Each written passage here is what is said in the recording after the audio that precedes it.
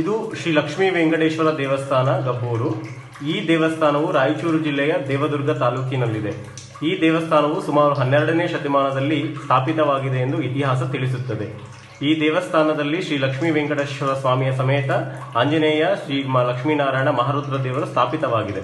ಈ ದೇವಸ್ಥಾನದಲ್ಲಿ ಶ್ರೀ ಲಕ್ಷ್ಮೀ ವೆಂಕಟೇಶ್ವರ ಸ್ವಾಮಿಯ ಪವಾಡವೇನೆಂದರೆ, ಕುದಿಯುತ್ತಿರುವ ನೀರಿನಿಂದ ಅಭಿಷೇಕ ಮಾಡಿದರೆ ಪಾದದ ಕೆಳಗಡೆ ಬರುವಷ್ಟರಲ್ಲಿ ಆ ನೀರು ತಣ್ಣಗಾಗಿ ಹೋಗುತ್ತದೆ. ಆ ಸದೃಶವಾದ ಘಟನೆಯನ್ನ ನಾವು ಇಲ್ಲಿ ಕಾಣಬಹುದಾಗಿದೆ.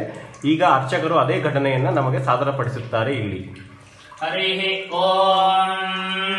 ವೆಂಕಟೇಶೋ ವಾಸುದೇವೋ ಪ್ರದ್ಯುಮ್ನೋ ನಿಜ ವಿಕ್ರಮಃ ಸಂಕರ್ಷಣೋ ಅನಿರುದ್ಧಶ್ಚ ಶೇಷಾದ್ರಿ ಪರದೇವಚ ಜನಾರ್ದನ ಪದ್ಮನಾಭೋ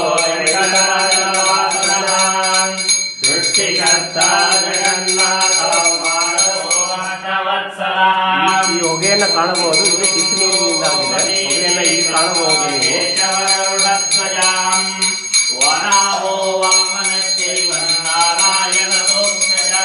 ಅದೇ ನೀರು ಇಲ್ಲಿ ಒಂದು ಪಾತ್ರೆಯಲ್ಲಿ ಬೀಳುತ್ತಿದೆ. ಆ ನೀರನ್ನು ಅರ್ಚಕರು ಇವಾಗ ತಮ್ಮ ಕೈಯಿಂದ ತಾವೇ ಮುಟ್ಟುತ್ತಾರೆ.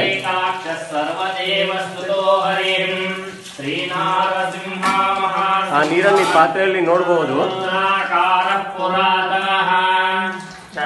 ತಣ್ಣಗಾಗಿ ಹೋಗಿದೆ.